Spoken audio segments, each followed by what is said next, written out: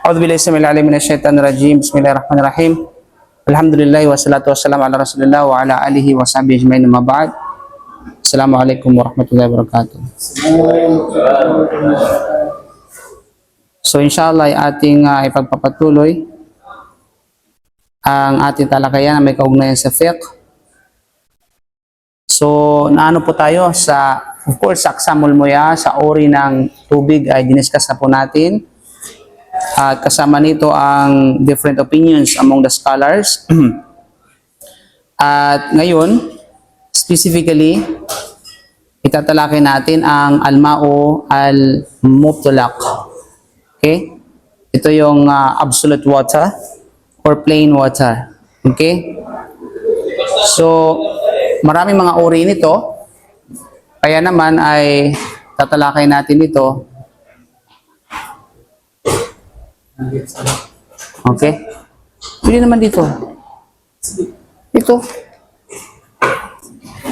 Ayun. Tatalakay natin inshallah bilang pagpapatuloy ang bahagi ng al-ma' al-mutlaq. Tulad ng natalakay natin una, yung ma'ul mapar, ito yung tubig ulan. Tapos na natin natalakay.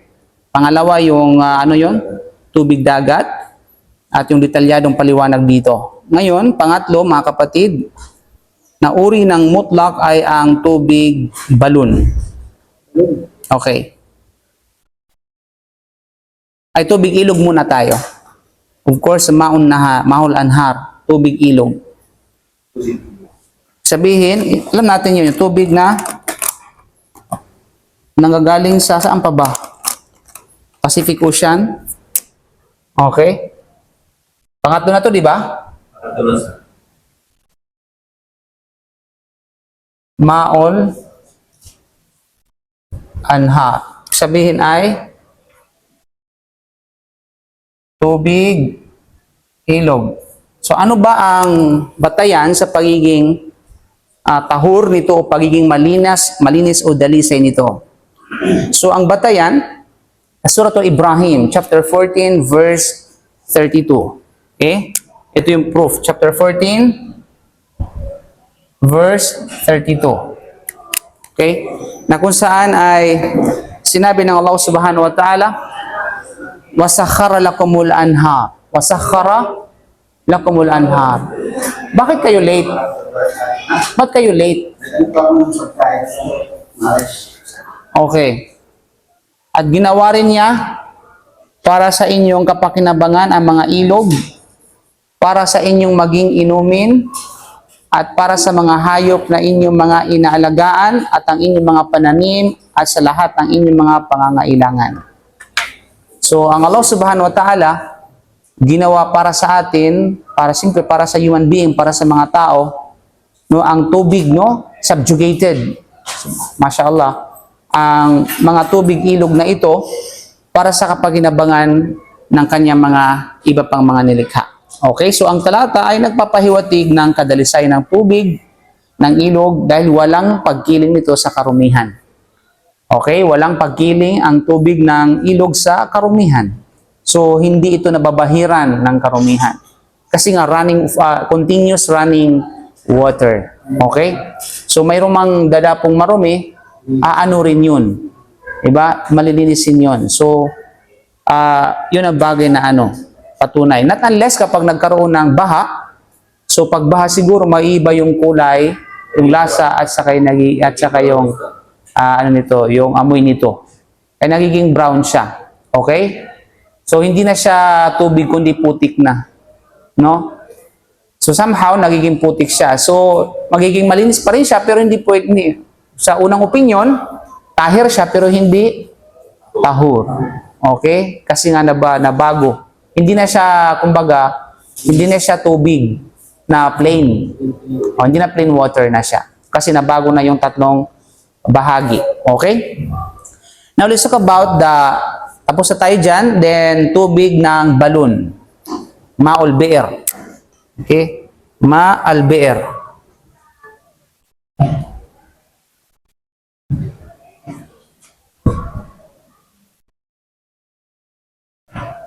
Which is to a water well, no? Nasaan yung iba? Anong ginawa? Nandito na sila sa sa center o wala pa? Wala pa sa tama. Baka sa room ni doon sa kabila. Walang tao doon? Yan siya sa yan siya. Baka may doon sila nandun, announcement. Kasi doon sila kasama ko, bakit hanggang wala? Right. Masya Allah. Okay. Ustad, tanong ko lang, ay doon ko kasi sa amin yung ilog, simula nung bata pa ako, yun ang talaga kulay niya, brown, hindi mo brown. Anong sanhin ng pagiging brownie yun? Yun ang talaga kulay niya eh. Ha? Alam mo, Kung yan ang ganun ang kulay, oh, Masya Allah kapatid, no? Late ka pa niyan? Late ka pa niyan? Matinan mo. May sariling mundo siya. Di ba? O yung makinig ka naman, pero bakit meron kang kausap? Kung may kakausap ka, doon ka sa labas. Okay? Kasi di pwede na sa isang direksyon, dalawang puso ng tao. sayang yung pwedeng pala. You know? Okay. So yun mga kapatid. So, yun kung yan ay nature niya, walang naging sanhi ng pagbabago, bagkus yun ang pagkakalikha doon, magiging siya, tahor. Yun ang talaga ustad ang kulay niya eh. O, huwag natin pag-usapan, yun na lang talaga, sabi mo yan na talaga, wala tayong magawa kung yan na talaga. Okay, now, pag-usapan natin ng tubig ng balon.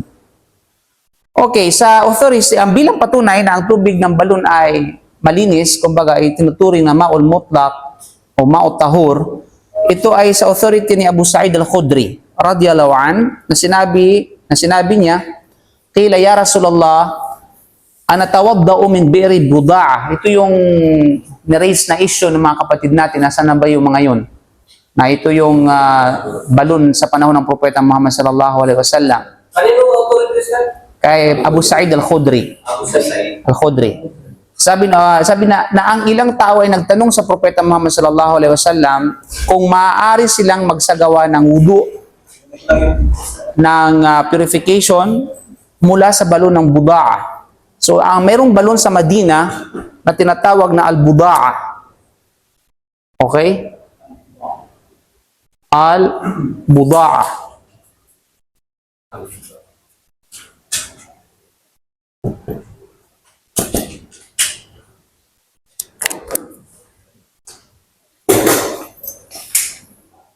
Ang may ano pa yung kawawa naman ng cellphone mo. Okay? Al-buda'a. So, propeta ng Allah, pwede ba kami magsagawa ng wudu mula sa buda'a, mula sa balon ng buda'a, tubig sa balon ng buda'a?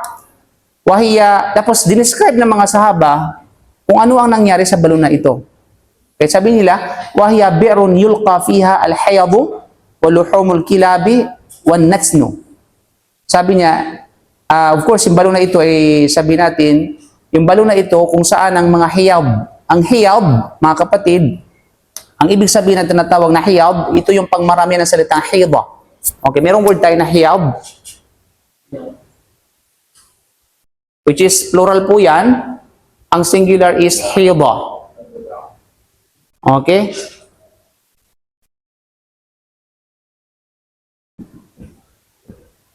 Hiyab. Ang ibig ang marami yan, hiyab. Ang singular is hiyba. Okay? Ito yung basahan na ginagamit para sa dugo ng regla. Sa atin yung napkin. Mga ano ba, mga panty liners, mga napkin, mga ano diyan, mga ano pa ba yung iba? Mga ano?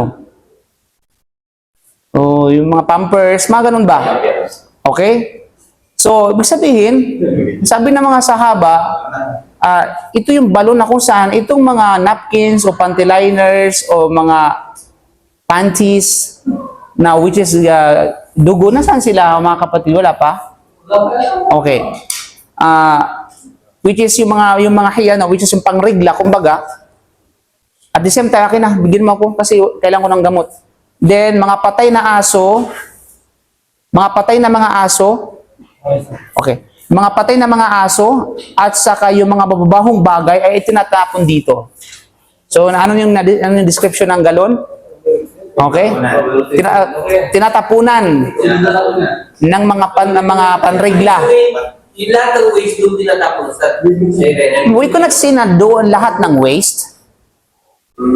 Ibig sabihin, siguro yung mga malapit doon na nakatira doon. Kaya pinaliwanag ng mga commentators yung hadith na ito. Sinasabi, sa panahon kasi ng, yun pre, bago pa sila nag-Muslim, di ba, pag umuulan, yung nadadala doon yung mga natatapon doon, yung mga waste. Kasi nga, inaagos ng ulan. Inaagos ng ulan? Ang tawag dyan? Tubig. O, ng tubig. Ng tubig ulan. O, ng tubig ulan. Dinadala doon, papunta doon. Kaya, o, yung sa balon na yun. Kaya, natatapunan. You know? O di man naman kaya, before, sila nag-Muslim, yun ang kanilang, yun, doon nila tinatapon.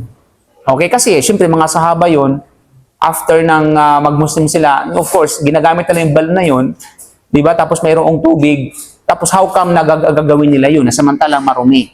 Di ba? So, yun ang paliwanag ng ilan sa mga scholar. Okay? So, ang mahalaga, hindi pa nag-start, bukas pa mag-start. Alam naman natin yung oras natin, subhanallah. Okay? Dito natapon yung mga pangrigla, yung mga patay na aso. O, pag patay na aso, siyempre, yun yung mga namatay ba, nature tapos na dadala doon sa barakato. At yung mga dumi na itinatapon dito. At siya ay sumagot. Ang Propeta Salam ay sumagot, mga kapatid. Sabi ng Propeta Salam, okay? Fakala innal ma'a tahurun la yunajjisuhu syai'un. Innal ma'a tahurun la yunajjisuhu syai'un. Alex. Ayan naman. Masyaallah. Anong meron? May mga pinakawalan. Sabay Ha? Anong meron? Dahil ba sa basketball? Hadakumullah. Okay. So yun mga kapatid, salam barakat. Mamaya na yung kumpanya, doon ka umupo ka muna. Okay? So ito, late na nga kayo, mag-iingay pa kayo. Okay. So ibahin natin iba yung attitude natin sa klase doon sa labas. Okay, seryoso tayo dito mga kapatid. Lino? So yun na, pinag-usapan namin dito, by the way sa mga late, lino? Ay pinag-usapan namin dito yung aksamul ma'ul mutlaq. Aksamul ma'il mutlaq. Ibig sabihin yung uri ng tubig na mutlaq. Ang mutlaq ito yung absolute water. At of course, marami ang mga klase ng tubig na itinuturing na ma'ul mutlaq sa mga lake. Then, of course, para makaano sila ng knowledge, siyempre, pwede naman lang ng video. Maliban lamang kung wala talaga silang oras mag-video, pero may mga oras sa basketball, consider na yon. Okay? Now, ang ma'ul mutlaq, anyway, ito yung mga absolute plain water. At yun nga, natalakay natin yung tubig ng sabihin natin, ng ulan, tubig ng dagat, pangatlo yung tubig ng ilog, then, of course, pang-apat ngayon, yung tubig balon. So, na-discuss natin kung ano ang patunay na ang tubig balon, ito ay itinuturing na malinis. Pwedeng gamitin sa wudu at pwedeng gamitin sa gusul. So, yung controversial issue dito, yung hadith mismo na naisalaysay sa hadith ni Abu Sa'id al-Khudri radhiyallahu anhu, na sinabi ng mga sahaba o propeta ng Allah, ano ang hukom? Pwede bang gamitin sa pagwudu ang tubig na mula sa balon ng bida'a? Okay, ito yung balon ng bida'a. Ito yung known na balon sa Madina al-Munawwara noon. Of course, ay na-discover namin ito when I visited Madina al-Munawwara. So mayroong kaming mayroong isang tao doon na marunong sa history, pati yung mga lugar geographically. So nakita namin mismo, sinasabi niya na yun yung buda'a. Yun yung balon na nabanggit sa hadith na al-buda'a. Okay, sir? Talaga, mashallah. Okay. So ngayon, I think sarado na yung balon na yun. So ito mga kapatid, so sinabi na, o propeta ng Allah, pwede bang magsagawa ng wudu sa tubig ng bida'a? Dinescribe nila kung ano ang meron sa tubig nito o sa balon na ito. Yung balon na ito, doon ay itinatapon ang tinatawag na mga waste. Yung mga gamit sa rigla, sa panahon natin ngayon, yung panty liner, yung napkin, yung pampers, kung ano mang katulad nito, at doon bumabagsak yung patay na hayop o iba pang mga dumi. So pwede ba? pwede ba natin magsagawa ng wudu doon? Now, ang sagot ng Propeta Muhammad sallallahu alaihi wasallam, innal ma'a tahurun la yunajjisuhu syai'un. So, ito yung well-known hadith. Okay? Innal ma'a tahurun la yunajjisuhu syai'un. Now, ang sagot ng Propeta Muhammad sallallahu alaihi wasallam, hindi siya related specifically doon sa kung ano yung tanong ng sahaba. Kasi ang tanong ng sahaba, balon ng babae. Hindi siya pangkalahatang balon. Kasi hindi man lahat ng balon ay tinatapon doon yung waste. Right? May mga active na balon na still na ginagamit natin sa panlinis Kaya ang Propeta Sallam, pag nagsagot siya, hindi lang isang kaalaman ang makukuha mo, bagkus it opens for you the different doors of knowledge and also the principles of Sharia. Kaya naman, ang kanyang sagot ay principle, pangkalahatang principle na pwedeng gamitin at i-apply sa ibang bagay. Hindi lamang sa balon, kundi sa ibang bagay. Ito yung kanyang tinatawag na sagot. Innal ma'a tahurun la yunajjisuhu syai'un. Tunay na ang tubig ay malinis. Ibig sabihin, basically, ang balon ay kinoconsider, ang tubig na balon kinoconsider na ito ay tahur, malinis. La yunajjisuhu syai'un. Okay? Hindi ito nadudungisan ng anumang bagay. Hindi ito nadudumihan ng anumang bagay. Ibig sabihin, yung natural water o yung plain water ay talagang itself, ika nga naturally, ito ay malinis. Malinaw? At hindi ito nadudumihan o kaya nadudungisan ng ibang bagay. Kaya paliwanag ng mga scholar, what does it mean? Anong ibig sabihin ito? Pinaliwanag ng mga fuqaha dito, ang tinutukoy sa hadith ng Propeta Muhammad sallallahu alaihi wasallam na hindi nadudumihan ang plain water kapag hindi siya may tuturing na dumi, okay? At pwede pang gamitin kung hindi nagbago yung tatlong katangian. So, ano yung tatlong katangian na binanggit natin? Yung amoy, yung kulay, at saka yung lasa. You know? So, pag still, nandun pa rin yung amoy, yung lasa, at saka yung tinatawag na kulay ng plain water, na natili pa rin yung katangian nito, consider yon na ito ay malinis. Pwede mong tinatawag na gamitin. Okay. Kaya pinaliwanag ni mga lawat, anong connection ng sagot ng Propeta Sallam doon sa balon ng budaa? So patunay ba na halimbawa, kung meron tayong nowadays na balon na alam natin na yung mga waste product o anumang katulad nito ay napupunta doon, pwede ba natin gamitin yon? Okay? Now, considering since na yung tubig ng balon ay magkakaiba-iba pagdating sa level ng tubig. May mga balon na kunti lang yung tubig, may mga balon na marami ang tubig. Yan, ang unang kinoconsider. Pangalawa, kinoconsider din dito yung dami, yung tinatawag na gravity ng mga waste na nandoon. Okay? Kasi hindi magkapare-parehos yung level na natatapon doon. May mga iba na sabi natin talagang puro tae, ay sorry sa mga kumakain. Okay? May mga iba na sabihin natin na puro dugo o ano pa mga katulad dito. Okay? So yun. So yung magkaiba. So since na hindi magkakaiba, so anong pamantayan natin? Pamantayan natin dito, of course, yung kilatay dito ay another issue.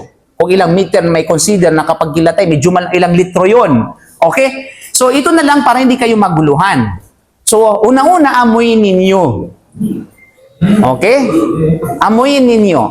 Kanina? Pangalawa, lasahan ninyo. Okay?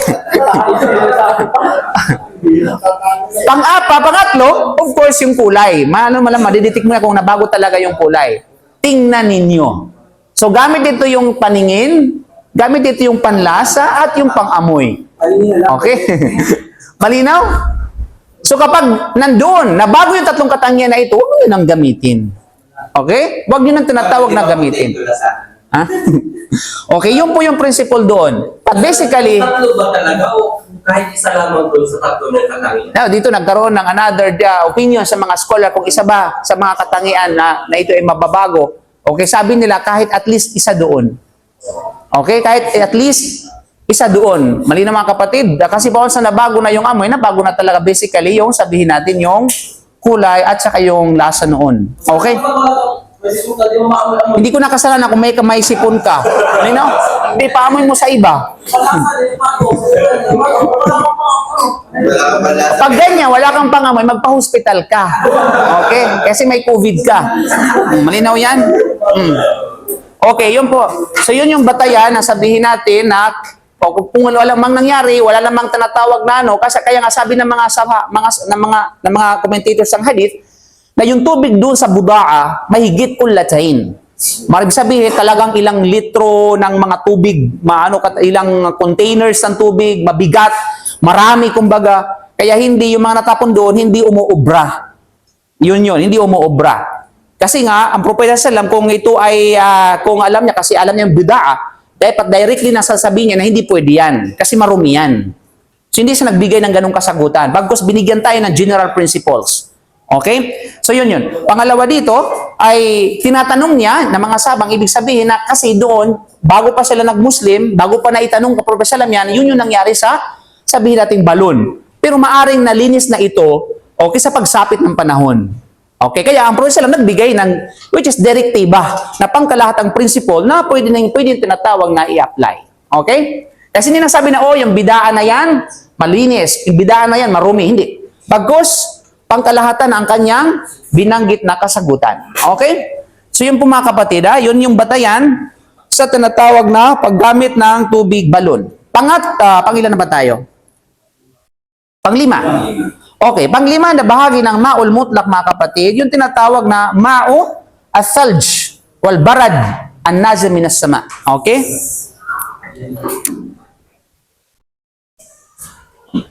Ma'u thalj. Ano ba yung thalj? Wal barad an-nazil minas sama. Ang ibig sabihin nito mga kapatid, no? Ito yung tubig na kung saan ang salj ay niebe. Niebe. Alam bang niebe? Okay. Now, patungkol sa niebe, of course, ang barad naman ay hail. Alam mo yung hail? Halo?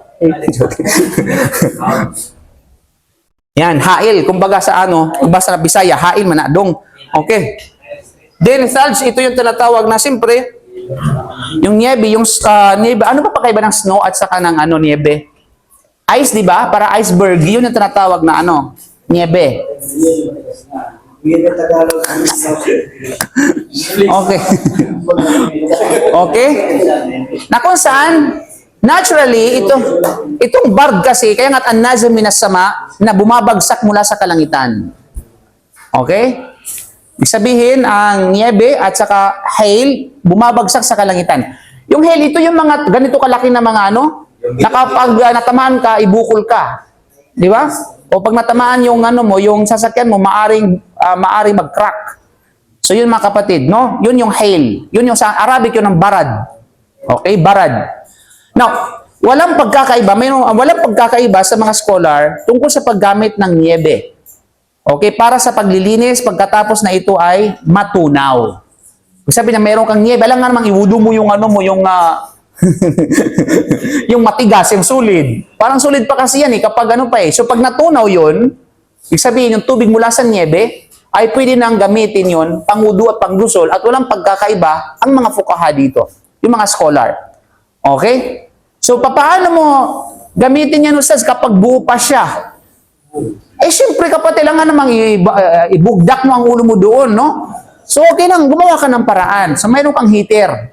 Ibig sabihin, ito ay palamigin mo upang magkaroon ng tubig. Kasi pag hindi mo gawin yun, suwid pa siya. Okay? Painitin, okay? Ilagay mo sa kilikili mo para uminit. Albarad, which is isang bagay na bumabagsak mula sa mga ulap, nakahawig ng mga maliliit na bato. Okay? Ito yung description ng ating mga ulama. Okay? Ito na kung saan another term, hailstone ang tawag ng ibang mga mga tao. Hailstones. Okay, ito yung kumbaga sabi nila solidong ulan, solid rain. Solid rain. Another term is solid rain. So ano yung patunay na ang albarad at saka yung thalj ay ito ay malinis. itinuturing na ito ay tahur. Okay. Ang patunay sa hadith matatagpuan mga kapatid sa Sahih Muslim at sa Sahih Bukhari mula sa authority ni Abu Hurairah radhiyallahu anhu, sinabi niya, kana Rasulullah sallallahu alaihi wasallam yaskutu baina takbir wa baina al-qira'ati iskatatan qala ahsabuhu qala huniyatan faqultu ya abi wa ummi ya Rasulullah iskatuka baina takbir wal qira'a ma taqul. Sabi ang propeta Muhammad sallallahu alaihi wasallam ay nanatiling tahimik sa pagitan ng takbir at ng pagbigkas ng Quran. Ito yung Allahu Akbar pag nagsasala tayo. And bago tayo mag-proceed ng Fatiha, meron tayong interval. Na kung saan sa interval na ito, silent. Diba? Not unless kung ginagawa ninyo yan. Allahu Akbar. Alhamdulillahi Rabbil Alamin. Ar-Rahmanir-Rahim. Malik Yawmiddin. Masya, nagmamadali. Okay? Malinaw? But anyway, ano ang hukom sa pagitan nun? Yung, para sa barakato, yung bahagyang, sabihin natin, no, pananahimik ng bahagya sa pagitan ng takbir at sa kanang kiraa. Ano yung hukom? Okay, sa mga scholar ng Al-Hamra, okay? Anong hukom? Anong rules? Wajib or sunnah? Wajib or sunnah? Sino magsabi na wajib? Itaas ang mga kuko. Sino sabi na wajib? Pag sabi na wajib, obligatory. Kailangan mong gawin yon. Sino nasabing sunnah? So wala. Hindi ka wajib, hindi ka sunnah. So ano ka, haram? Ano ang hukom sa pagitan ng bahagyang pananahimik pagkatapos ng takbir at sa kanang kiraa? Sino sabing wajib? Pag sabing wajib, obligatory na gawin yun. Sino nasabing sunnah? So mga hindi nagtaas, ano sila? Makro. Ang mga ano yung nagtaas, mga balingbing yung mga yan eh. Okay? Hindi na? Kaya nga ito ng tanong, wajib or sunnah? Okay. So ang hukom mga kapatid, sunnah. You know? So kapag hindi mo alam ang bibigkasin nun, walang problema. Hindi nakaka-apekto sa validity ng sala mo. Malinaw? Pero mas mainam na dapat mong malaman kung ano ang binibigkas habang ikaw ay gumagawa nito. Anong dapat bigkasin? Huwag ka mag-absent kasi continuous tayo sa sala. Tahara pa tayo. Malinaw? Okay. Kaya ang propeta ay natiling tahimik no, sa pagitan ng takbir at ang pagbigkas ng Quran at ang agwat ng katahimikan ay maiksi lamang. Okay? Maiksi lamang. Malinaw? At sinabi ko sa propeta Muhammad sallallahu alaihi wasallam, sabi niya, naway maisakripisyo ang aking mga magulang para sa iyo o sugo ng Allah. Ano ang sinasabi mo sa sandaling katahimikan sa pagitan ng takbir at pagbigkas? So ito yung kasagutan sa tanong mo. Okay? So ano ang sinasabi mo? Habang ikaw ay nanatili, ikaw ba'y nag-imagine lang o mayroong kang sinasabi o mayroong dua, mayroong zikir? So, nagtanong sa curious ang mga sahaba sa naging curious sa bagay na yaon. Kasi salam aqulu Allahumma ba'id baini wa baina khatayai kama ba'adta bainal masyriqi wal maghrib. Allahumma naqqini min al khataya kama yunaqqa thawbul abyadu min al dans. Allahumma agsil khatayai bil ma'i wath thalji wal barad. Ang tanong, memorize nyo? Summarize mo na. Yun ang mahalaga, yun yung tanong sa dua. Actually, mabilis siyang sabihin kapag memorize mo talaga. Pero pag hindi talaga, so huwag mong i-expect na mabilis. Okay? Kaya, pwedeng gamitin ito para memorize nyo ito, inshallah. Kaya, anyway, iyan ko sa grupo yan, inshallah, mga kapatid. No? Sa ating grupo sa Messenger or sa WhatsApp, yung dua na yan. Para sa ganun ay magkaroon tayo ng gantimpala. Okay? So, yung dua na yun. So, para hindi nyo makalimutan, pwede nyo gamitin ito habang kayo nagdarasal ng sunnah. Any prayer. Pwede nyo gamitin ito mga kapatid. Sa tuwing kayo Allah, nagsabi na Allahu Akbar at bago kayo mag-Fatiha, gamitin nyo ito. Okay? Kasi maganda yung dua na ito mga kapatid. At the same time, naisa sa buhay natin ang sunnah ng Propeta Muhammad sallallahu alaihi wasallam. Okay? Anong ibig sabihin ng dua? Allahumma ba'id baini wa baina khatayai. O Allah, ilayo mo sa pagitan ko, ilayo mo sa pagitan ko at sa pagitan ng aking kasalanan. Puro kabaga, ilayo, tanggalin yung kasalanan sa akin, ang ibig sabihin nun.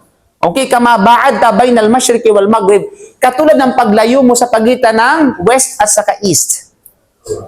Oh, yes?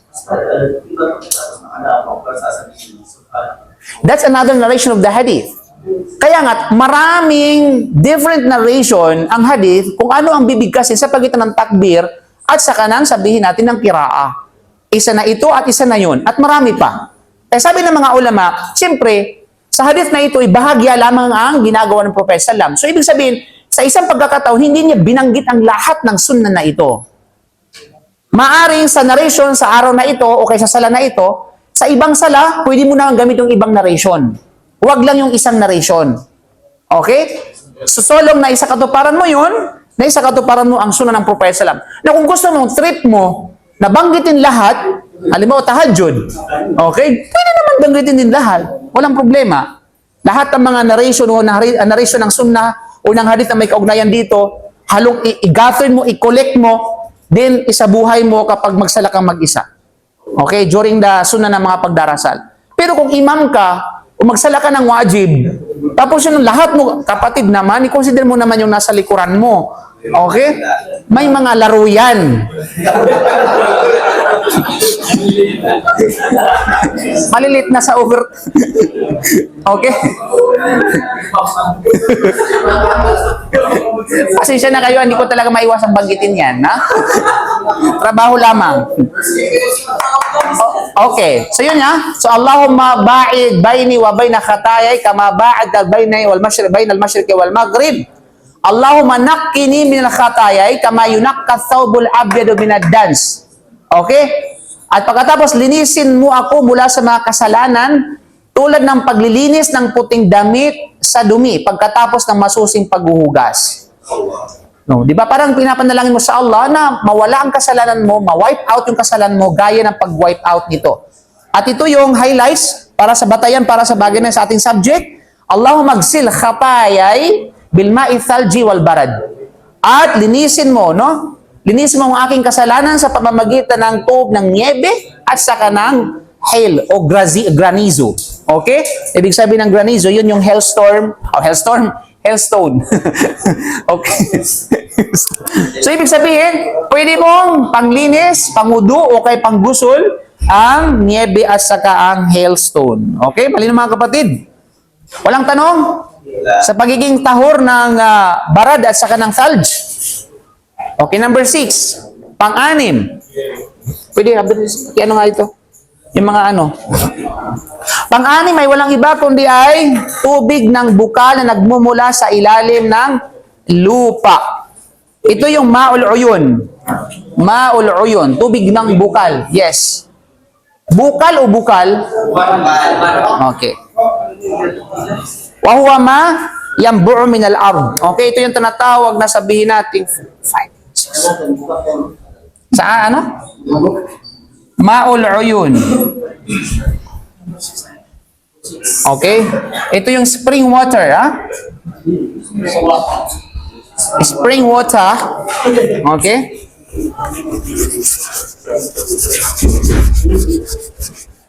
Sino nakakita dito ng spring water? Lahat nakakita? Lahat nakasaksi kung ano yung spring water? Ha? Tubig ko ano, yung bukal na tubig. Yung merong hot spring, merong cold spring. Okay. Marami yan sa Laguna, marami yan sa... Yes. Ah?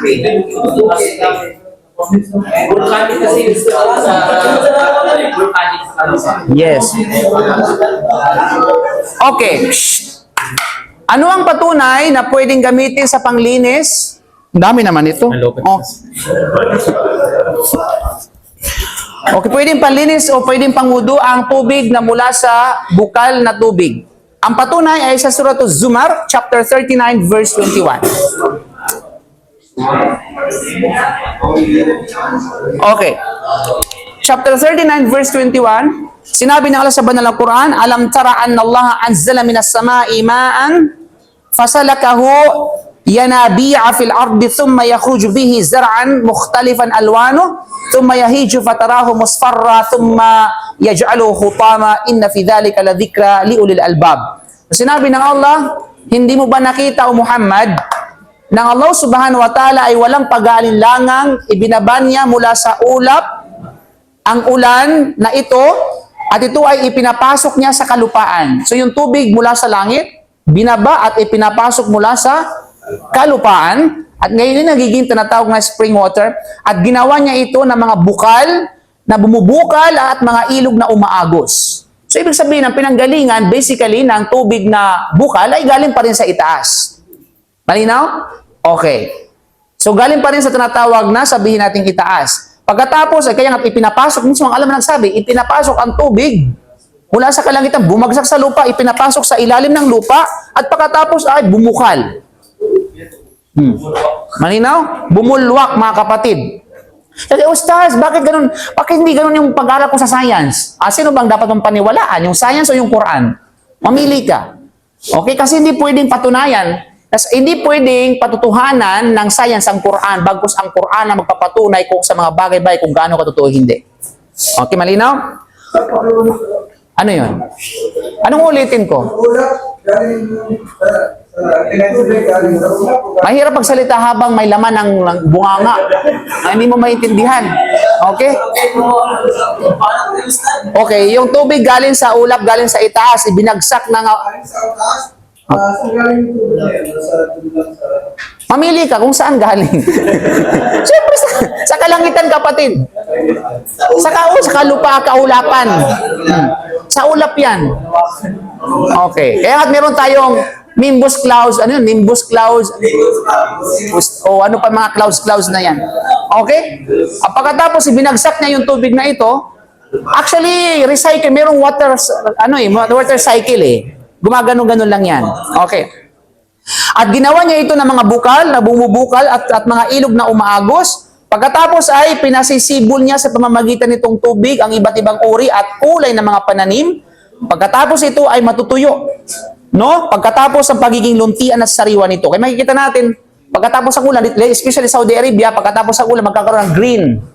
Green, yung disyerto nagiging green, luntian. Pagkatapos sa mga ilang bagyang buwan, nagiging naaagnas siya, katulad ng mukha ng iba. Okay? Mawawala yung tinatawag na sariwa nito.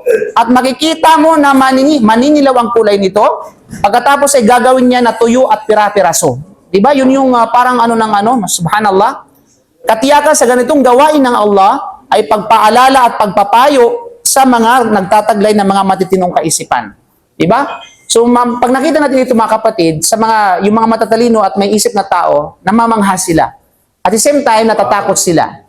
Diba? Kasi kung kayang gawin yun ng Allah subhanahu wa ta'ala sa mga bagay-bagay nakikita mo, kayang gawin yan sa'yo. Okay? At kayang niyang gawin sa mundong ito. Diba? Na pagkatapos ng, kumbaga, luntian ng mundong ito, balang araw, mawawala ito at para magiging pira-piraso. Okay. So yun ang mga talata ito ang nabanggit natin ay walang duda, nagpapahiwatig ng kadalisayan ng tubig sa bukal o bukal dahil walang puwang dito ang marumi. Malinaw? So yun ang patunay na ang bukal na tubig ay malinis o tahor. Okay, pangilan na? 7. Ma'u zamzam. Ma'u zamzam. Okay, zamzam water. Pwede bang gamitin pangwudu at pangligo ang zamzam? O sinong hindi pa nakainom ng zamzam dito? Anyone? Sinong hindi pa nakainom ng zamzam? Lahat nakainom na? Malasyalat na barakallah. Okay. Kasi kung wala, meron si Anwar. Okay, meron tubig sa zamzam. Now, merong mga iba't ibang issue sa paggamit ng zamzam. Ating itatalakay insyaAllah. Unang issue, hatol sa paggamit ng tubig zamzam para sa paglilinis. Yan ang unang issue. Pwede bang gamitin ang zamzam sa pagwudu? O sino naka-experience na gamitin ang zamzam sa wudu? Okay. Sinong naka-experience na gagamitin sa pagligo ang zamzam? Ang mahal nung... Actually, hindi naman kailangan na buong lalagyan mo pwede naman kukuha ka ng isang kapiranggot ng zamzam, tapos ihalo mo doon at maging zamzam na rin yun. Yes. Actually, na-discover ng isang Japanese scientist. No? anumang merong taglay ang Zamzam, kapag bahagya lamang ito. At kapag hinalo mo sa kahit pa maraming tubig, ay malulupig, no? Ng Zamzam at magiging Zamzam na rin yun. Ano no? Ano na-discover niya? Latest na na-discover, nauna na yung Japanese. Mayroon nang na-discover na ka-Japanese na ano. O, sino? Okay. Ano yan? Self-proclaim. Malinaw kapatid. At sa subhanallah, one of the miracles talaga, no, yung tinatawag na Zamzam. Mayroong akong clips na napanood, pag nag-aadhan sa tinatawag na sa Makkah, of course sa Makkah, sa haram, no? Nagiging silent yung ano ng tubig ng Zamzam. Naging ano siya. Okay? Pero sa ibang water, iba. Banayan. Hindi, sa ibang water, meron silang ano, para siyang machine na matutunog yung maririnig yung mga ano, mga any audio, mga ano, any sounds. Subhanallah mga kapatid. Okay? So ito ay pinahihintulutan na magsagawa ng wudu. Gayon din ang ritual na pagligo o gusol gamit ang tubig na Zamzam. So basically, pwedeng gamitin. At ito ay napagkasunduan ng apat na madhab. Of course, mula sa madhab ng Hanafiya, Malikiya, Shafi'iyya, at sa madhab ng Hanabila. Now, ang tanong, ano ang patunay? Ano ang proof? Ano yan? Ang tanong ko, Stan, yung bang tubig ng Zamzam pag ilagay sa balon, ay... Bakit hindi mo subukan? Para malaman natin. Subukan na. Malinaw. Huwag lang sa balon ha, sa dagat. Ilagay mo sa dagat. Pag ikaw ay nag-discover, isagad mo na. No. Kaya pala, Stan, dahil yun ang... Okay. Kaya naman. Okay. Patunay na pwedeng, okay, naiulat na nagkaroon ng ijma.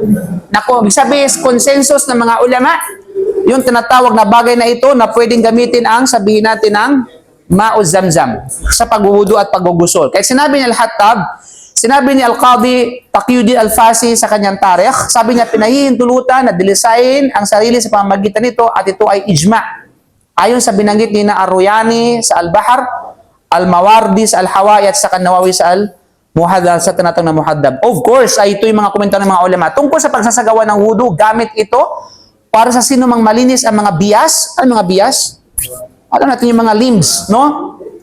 Wala akong alam na may anumang pagtatalo tungkol sa pagpapahintulot nito. Sa halip, higit na sa isang tao ang nagsabi na ito ay kanais-nais na sinipin ni Ibn Habib. Gayon din, wala akong alam na may pagtatalo-talo sa pagpapahintulot sa paggamit ito sa gusol para sa isang tao na ang mga bias ay dalisay. Sa halip, sinabi ni Al-Habib na ito ay kanais-nais na maligo gamit ito. So ito yung mga komentaryo ng mga ulama natin na walang problema na gamitin mo sa pagligo at saka sa pagwudu mo ang Zamzam. Hindi kinasusuklaman na maglinis sa ating sarili gamit ang tubig na Zamzam ayon sa aming pananaw at lahat ng mga scholar ay nagsabi nito maliban kay Ahmad sa isang riwaya. So merong sumalungat sa opinyon ng apat na madhab, si Imam Ahmad ibn Hanbal. Okay? Imam Ahmad. Now, Imam Ahmad, alam natin, pagdating sa, alam mo nyo ba na si Imam Ahmad ibn Hanbal, siya ang pinakamaraming koleksyon ng hadith. Siya ang pinakamarami. Actually, meron akong collection ng hadith Imam Ahmad. Ang tawag dyan is Musnad Ahmad ibn Hanbal. Okay? Siya ang pinakamarami talaga. Pagdating sa collection ng tinatawag na hadith. Kaya sabi niya, sa kanyang opinion, of course, opinion ito ni sariling opinion ni Imam Ahmad. Yung kanyang mga estudyante, hindi sumasang-ayon sa kanya. Yung mga Hanabila. Kaya di ba sabi natin kanina, meron tayo ng Al-Hanabila, which is yung madhab. Then Hanbal, yung tinatawag na sa pagsabing riwaya ni Imam Ahmad, ito yung sarili niyang opinion. Okay? At sometimes, Imam Ahmad may mga different opinions. May mga magkakaiba-iba na pananaw. But anyway, para sa kanya, sa ibang opinion niya, na ito ay tinatawag na sabihin natin ay hindi ka nais-nais. Kasi as a human, maaaring magbago yung opinion natin. Tayo nga minsan, di ba, ito yung opinion natin, minsan nababago dahil nga nakikita natin ibang bagay. Di ba? Okay, sa referee, sa basketball. Di ba? So minsan, yung hatol ng isang referee, ay minsan ay palya.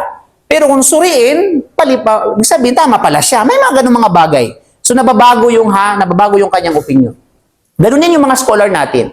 Pero but basically, karamihan, majority sa mga ulama, nagkasundo na ito ay pwedeng gamitin mga kapatid sa panampalatayang Islam.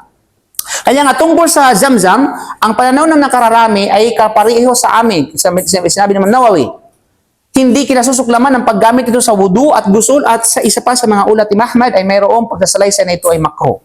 Okay, kaya sabi, pag tanong kayo, sino nagsabi na makro ang paggamit ng Zamzam sa pagwudu at sa kapaggusul? Ay si Imam Ahmad ibn Hanbal. Okay, si Imam Ahmad. Ayon sa isa sa mga opinion niya. Okay, ayon sa isa sa mga pananaw niya.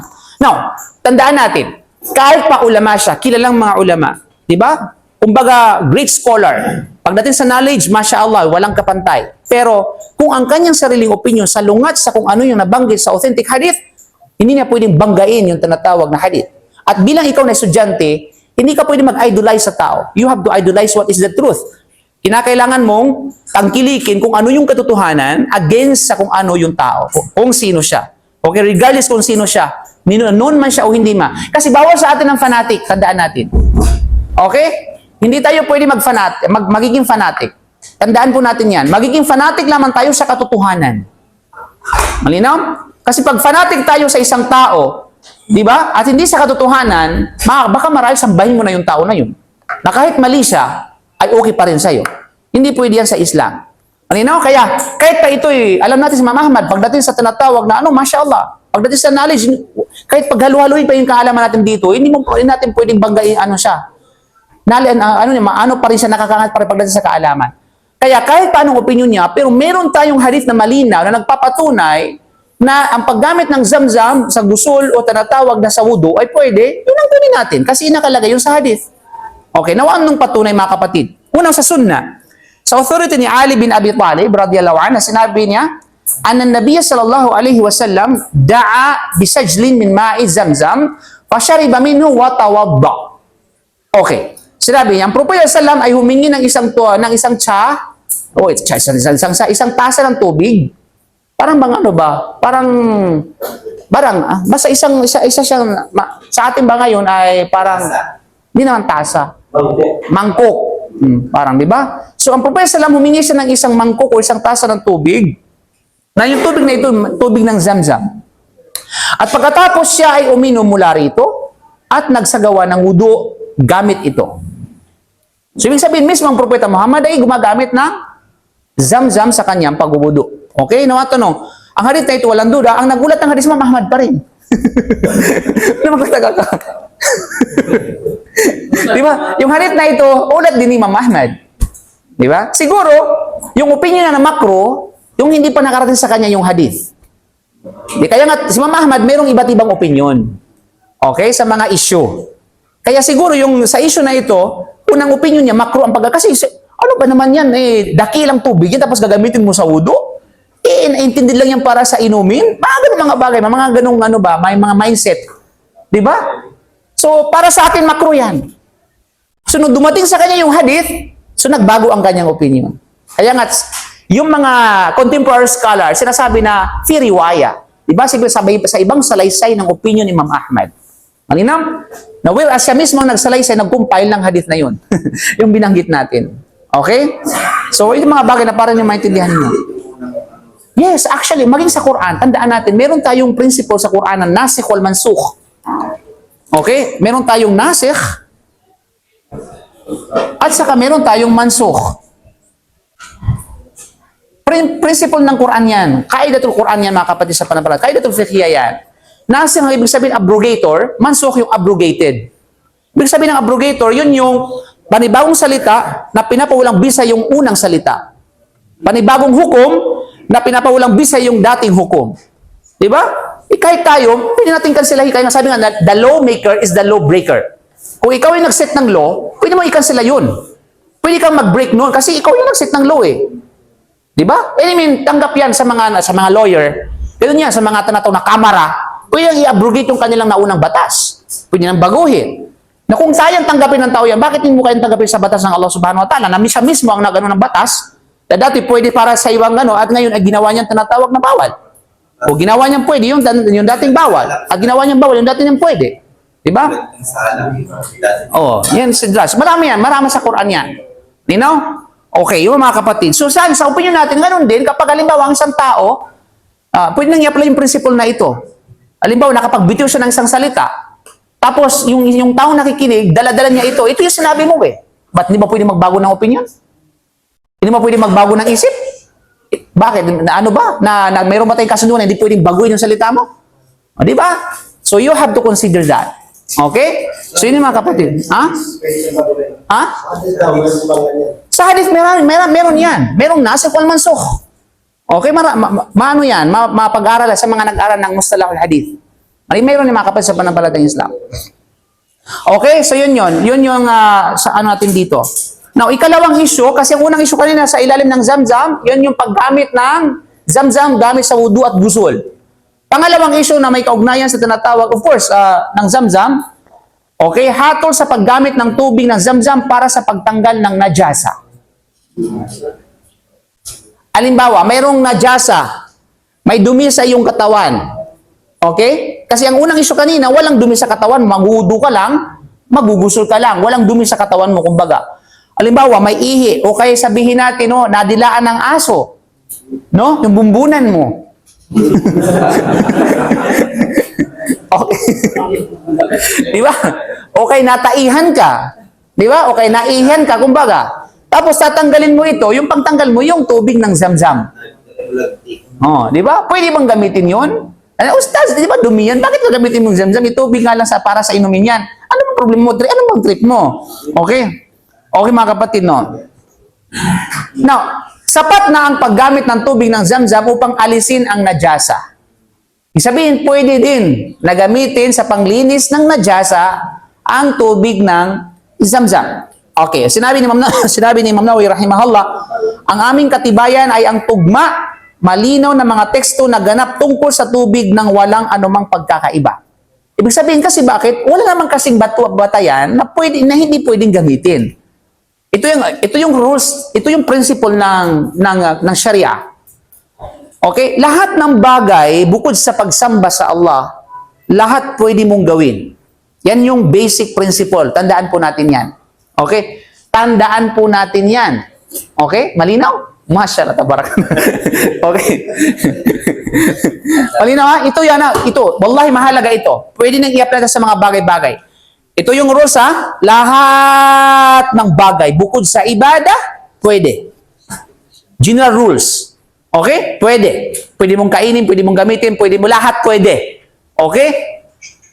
Maliban lamang. So may exemption. Maliban lamang kung mayroong clear proof. May malinaw na patunay sa kasalungat nito. Ibig sabihin na hindi ito pwede. Okay? Yun ang rules ha? Pag walang proof na hindi pwede, pwede. Yun yung rules nun. Saan ito i-apply? Sa mga bagay-bagay bukod sa ibada. Kasi sa ibada, baliktad. Sa ibada, lahat ng pagsamba, bid'ah, haram. Lahat, hindi mo pwedeng gawin na pagsamba. Maliban lamang kapag mayroon kang patunay na pwede mong gawin yun. Okay, yan ang, wallahi, kapag naintindihan niyo ito, okay, madaling pakitunguhan yung mga bagay-bagay. Okay? Hindi komplikado ang isip mo. Di ba? Sa business, pwede. Lahat business, pwede mong gawin ng business. Lahat ang anumang klaseng business. No, pag sabi, bawal yan. O, ini proof. Give me a proof na bawal ito. Kasi kung walang proof, anong karapatan mo sabihin para sabihin, bawal ang business ko? Bawal yung tinatawag na live ceiling dyan.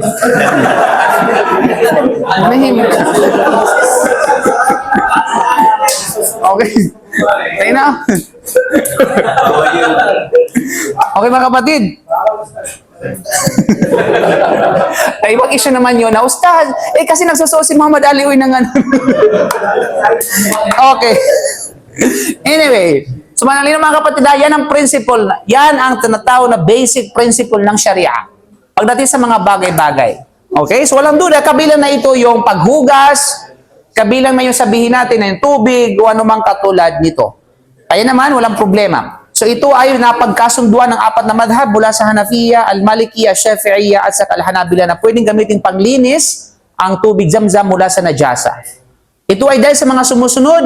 Una, walang katibayan upang maiwasan ang paggamit nito sa pagtanggal ng karumihan. Walang katibayan na hindi mo pwedeng gamitin ang Zamzam sa paglinis ng najasa. Wala. Okay, pangalawa, dahil inalis ni Abu Dhar, naway kalugdan siya ng Allah, sa pamamagitan nito, ang dugong ibinuhos ng mga Quraysh nung siya ay binato nila. Mga Quraysh, di ba si Abu Dhar al-Ghifari, isa sa mga sahaba, binato siya ng mga Quraysh kasi dahil sa pagmumuslim niya, dahil sa tinatawag na pagsunod niya kay Propeta sallam, so nagdugo, alam natin ang dugo ay najis. Ang dugo ay tinatawag na najis. Malinaw? Na kung kaya ang ginawa niya, binuhusan ng Zamzam ang kanyang dugo. So sahaba yan, ang sahaba higit na nakaunawa kaysa sa atin. Malinaw? Okay. Ikatlo, hinugasan ni Asma bin Abi Bakar. Si Asma, yung anak ni Abu Bakar Siddiq radhiyallahu, kapatid ni Aisha radhiyallahu anha. No? Ang kanyang anak na si Abdullah bin Az-Zubair. Hinugasan, naway kalugdan siya ng Allah nang siya ay napaslang at naputulan ang kanyang mga paa. Subhanallah, ng tubig Zamzam sa harapan ng mga kasamahan ng propeta at ng iba pang mga tao, at wala sa kanila ang tumuligsa sa bagay na iyan na ginawa niya. Siya, "Ya Asma! Huwag mong gawin yan! Bawal yan!" Walang ganung reaksyon ng mga sahaba. Na alam nila, nakikita mismo nila na si Asma bin Abi Bakar, hinugasan mismo niya yung kanyang anak niya, si Abdullah bin Zubair, naputulan, no, dasanin ng pakikipagdigma. Ang gamit ay walang iba kundi ang mao, Zamzam. Okay? So may mga kapatid, so any question? Wala nang katanungan? Okay, of course, sa susunod na meeting natin, yung ikawal tubig na pinainitan o pinakuluan, pag-usapan natin na, at sa mga iba't ibang isyo sa ilalim nito, inshallah subhanahu wa ta'ala. Bago tayo saan? Tafsir. Wala nang tanong? Malinaw ba sa inyo? Sigurado kayo? Ako magtatanong. Okay.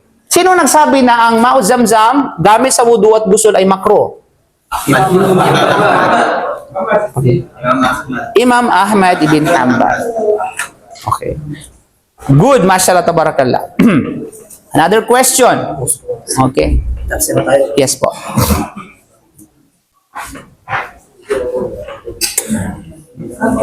Anong patunay? Anong pangalan ng balon matatagpuan sa Madina? Al-Buddha. Buda. Buda. Al-Buda.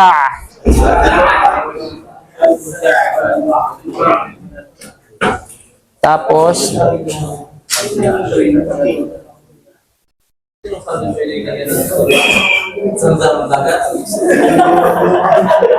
anong tanong mo? Ang sabi mo?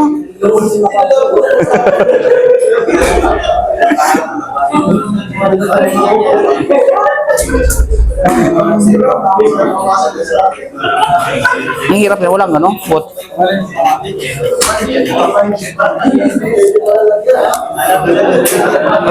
Ay, paano nga? Paano ng tafsir? Paputol nga.